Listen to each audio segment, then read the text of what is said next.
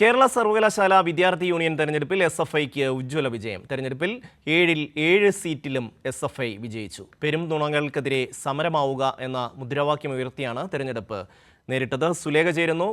Sulekha, SFI വാരിയിരിക്കുന്നു Kerala university, വിശദാംശങ്ങൾ.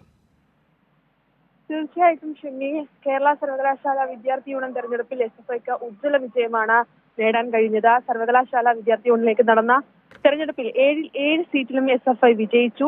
Accounts committee തെരഞ്ഞെടുപ്പിൽ 5 സീറ്റും, അതോടൊപ്പം തന്നെ സ്റ്റുഡൻസ് കൗൺസിൽ തെരഞ്ഞെടുപ്പിൽ 8 സീറ്റും, എക്സിക്യൂട്ടീവ് കമ്മിറ്റി തെരഞ്ഞെടുപ്പിൽ 13 സീറ്റും എസ്.എഫ്.ഐ വിജയിച്ചു.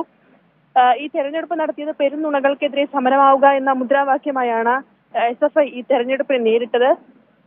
ഈ മുദ്രാവാക്യം പോലെ തന്നെ എസ്.എഫ്.ഐക്കെതിരെ വലിയ രീതിയിലുള്ള കലാലയങ്ങളിൽ വലിയ രീതിയിലുള്ള ഒരു ആക്രമണം നടക്കുന്ന സമയത്താണ് ഇത്തരത്തിൽ ഉജ്ജ്വല വിജയം, അല്ലെങ്കിൽ ഒരു അത്രമേൽ ആധിപത്യം സൃഷ്ടിച്ചുകൊണ്ട് എസ്.എഫ്.ഐ കലാലയത്തിൽ വിജയിച്ചിട്ടുള്ള യൂണിയൻ തെരഞ്ഞെടുപ്പിൽ, കേരള യൂണിവേഴ്സിറ്റി യൂണിയൻ തെരഞ്ഞെടുപ്പിൽ വിജയിക്കുന്ന ഒരു സാഹചര്യം ഉണ്ടായത്.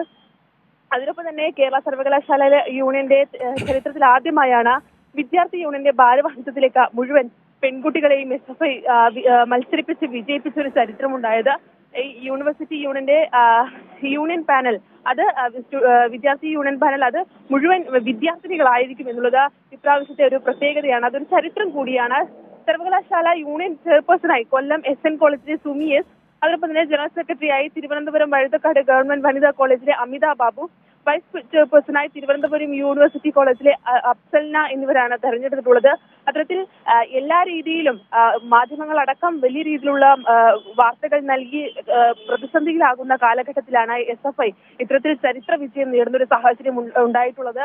എന്തായാലും ഇത് എസ്.എഫ്.ഐക്ക് ഉള്ളൊരു ആധിപത്യം, കലാലയങ്ങളിൽ ആധിപത്യമുണ്ട് എന്നുള്ളൊരു കാര്യം തന്നെയാണ് തെളിയിക്കുന്നത്. ഷമി, സുലേഖയാണ് വിവരങ്ങൾ നൽകിയത്.